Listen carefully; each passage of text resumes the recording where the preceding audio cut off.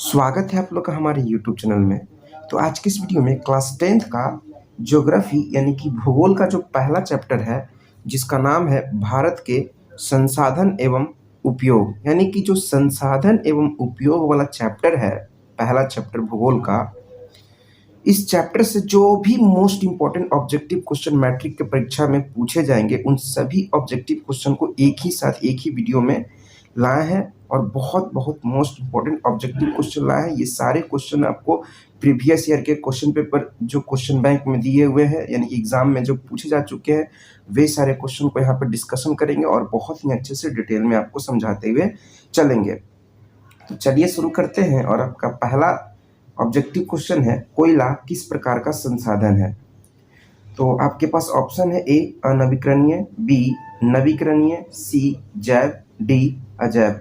तो इस प्रश्न का सही उत्तर हो जाएगा ऑप्शन ए अनवीकरणीय, यानी कि कोयला जो है अनवीकरणीय संसाधन के अंतर्गत आता है।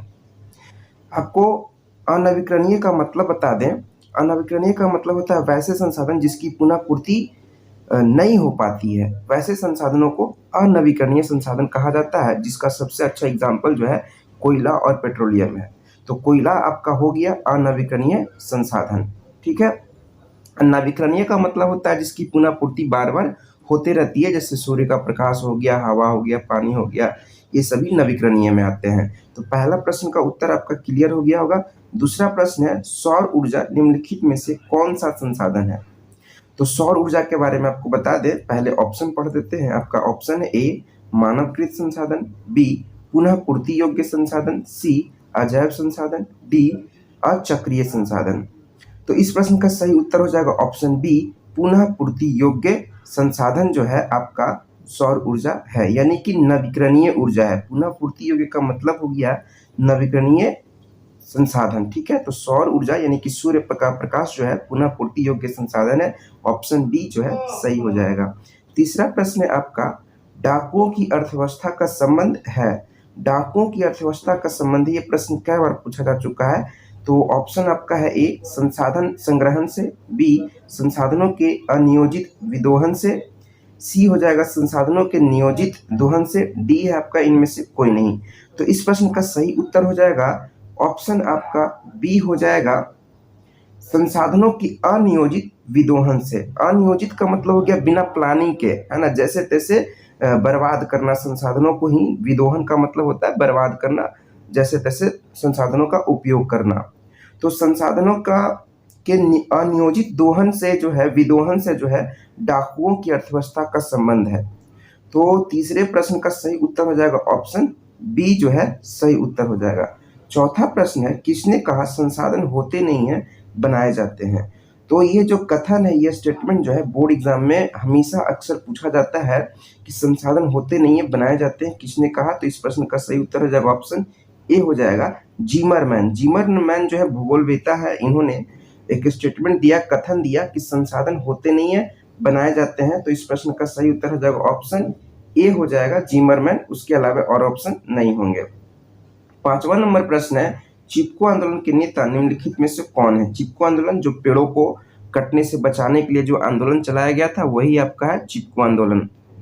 तो चिपको आंदोलन के नेता कौन है? ऑप्शन है आपका सुंदरलाल बहुगुणा, बी है संदीप पांडे, सी आपका एम.एस. स्वामीनाथन, डी है गांधी जी। तो इस प्रश्न का सही उत्तर हो जाएगा सुंदरलाल बहुगुणा जो है, ये आपके चिपको आंदोलन के नेता माने जाते हैं, है ना। चिपको आंदोलन जो पेड़ों को कटने से बचाने के लिए जो आंदोलन चलाया गया था, उत्तराखंड में चलाया गया। 6 नंबर प्रश्न है, वर्तमान पर्यावरण दिवस प्रत्येक वर्ष कब मनाया जाता है? बहुत बार बोर्ड एग्जाम में पूछा जा चुका है कि पर्यावरण दिवस कब मनाया जाता है हर साल। तो आपका ऑप्शन है ए 22 अप्रैल, बी 5 जून, सी 5 सितंबर, डी 14 अप्रैल।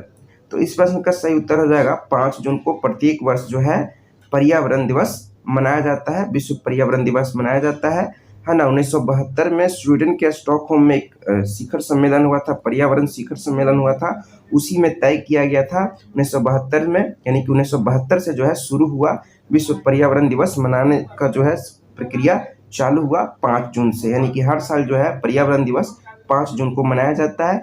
ये प्रश्न बोर्ड एग्जाम में बहुत बार पूछा जा चुका है। 7वां प्रश्न है, प्रथम पृथ्वी सम्मेलन कहाँ हुआ था?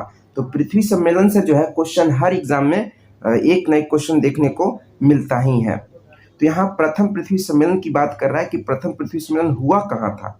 आपके पास ऑप्शन है A Johannesburg, B Rio de Janeiro, C है आपका न्यूयॉर्क, डी क्योटो। तो इस प्रश्न का सही उत्तर हो जाएगा option B Rio de Janeiro, जो कहाँ पड़ता है, ब्राजील देश में पड़ता है। रियो डी जेनेरो कहाँ पड़ता है, ब्राजील देश में पड़ता है। और आपको बता दें इससे और पृथ्वी सम्मेलन से जुड़ा हुआ और इम्पोर्टेंट बात बता दें कि प्रथम पृथ्वी सम्मेलन 1992 में हुआ था, 1992 में हुआ था। द्वितीय पृथ्वी सम्मेलन जो है 5 साल बाद 1997 में हुआ था। और तृतीय पृथ्वी सम्मेलन जो है 5 साल बाद 2002 में हुआ था। प्रथम पृथ्वी सम्मेलन तो आपको पता चल ही गया कि रियो डी जेनेरियो ब्राजील में हुआ था। दूसरा पृथ्वी सम्मेलन जो है आपका न्यूयॉर्क में हुआ था, है ना, अमेरिका के न्यूयॉर्क में हुआ था। तीसरा जो है आपका पृथ्वी सम्मेलन जोहान्सबर्ग दक्षिण अफ्रीका में हुआ था। ठीक है, तो तीनों पृथ्वी सम्मेलन में से कोई एक पृथ्वी सम्मेलन आपके एग्जाम में आ सकता है ऑब्जेक्टिव में, है ना, कहाँ हुआ था, कब हुआ था, इस तरह से करके प्रश्न पूछ सकता है। तो आपको पृथ्वी सम्मेलन से जुड़ा हुआ जितना भी प्रश्न है आपको याद रखना है। ठीक है, 8वां प्रश्न है ब्रंटलैंड आयोग संबंधित है ना, ब्रंटलैंड भी इसको पढ़ते हैं। ब्रंटलैंड आयोग जो है संबंधित है किससे, बहुत बार पूछा जा चुका है। तो ब्रंटलैंड आयोग संबंधित है, इसके लिए ऑप्शन है आपका ए समावेशी विकास से, बी आधारभूत संरचना से, सी सतत विकास से, डी आर्थिक विकास से। तो इस प्रश्न का सही उत्तर हो जाएगा आपका सतत विकास से। सतत विकास का मतलब होता है कि जो संसाधन है हमारे देश में, हमारे क्षेत्र में, हमारी दुनिया में, उन संसाधनों को क्या करना है, सोच समझ के इस प्रकार से प्रयोग करना है कि आने वाली पीढ़ी भी क्या करे, संसाधनों का उपयोग कर सके, है ना। अभी ही हम लोग को सारे संसाधनों का उपयोग नहीं कर जाना है। ठीक है, तो सतत विकास का मतलब यही होता है कि संसाधनों का उपयोग हम लोग को सोच समझ के, दिमाग लगा के, विवेकपूर्ण तरीके से करना चाहिए और आने वाले पीढ़ी के लिए भी संसाधन को बचाकर रखना चाहिए। ये ब्रंटलैंड आयोग का कथन है, उन्हीं का दिया हुआ ये स्टेटमेंट सब है सतत विकास से जुड़ा हुआ। 9वां प्रश्न है निम्न में कौन अनवीकरणीय संसाधन है। ये प्रश्न बहुत बार पूछा जा चुका है, इसलिए यहाँ पे ला दिए हैं, है ना। यानी कि आप देख रहे हैं कि नवीकरणीय अनवीकरणीय संसाधन से खूब प्रश्न पूछा जा रहा है। ठीक है ना, खूब पूछा जाता है एग्जाम में, बोर्ड एग्जाम में। तो निम्न में से कौन अनवीकरणीय संसाधन है, आपके पास ऑप्शन है ए सौर ऊर्जा, बी जीवाश्म ईंधन, सी आपका हो जाएगा जल विद्युत, डी है आपका पवन ऊर्जा। तो इस प्रश्न का सही उत्तर हो जाएगा ऑप्शन बी जीवाश्म ईंधन। जीवाश्म ईंधन कहा जाता है कोयला और पेट्रोलियम को। जीवाश्म ईंधन किसको कहा जाता है, कोयला और पेट्रोलियम जो है अनवीकरणीय संसाधन है, क्योंकि कोयला और पेट्रोलियम यानी कि जीवाश्म ईंधन जो है एक निश्चित समय बाद क्या हो जाएंगे, खत्म हो जाएंगे। ठीक है, इसकी पुनः पूर्ति होने में बहुत लाखों हजारों वर्ष लगते हैं, इसलिए जीवाश्म ईंधन जो है अनवीकरणीय संसाधनों के अंतर्गत रखा गया है। 10 नंबर प्रश्न है आपका निम्न में कौन अनवीकरणीय संसाधन है। तो देख रहे हैं नवीकरणीय और अनवीकरणीय संसाधनों से खूब प्रश्न जो है पूछे जाते हैं बोर्ड एग्जाम में, जो कि आपको पहला चैप्टर में पढ़ना है, ज्योग्राफी के पहला चैप्टर में पढ़ना है। ठीक है, तो जितना भी मोस्ट इंपॉर्टेंट ऑब्जेक्टिव क्वेश्चन है वो आपको यहाँ पे ला के रख दिए, आपको बता भी रहे हैं कि किस तरह से प्रश्न पूछे जाएंगे।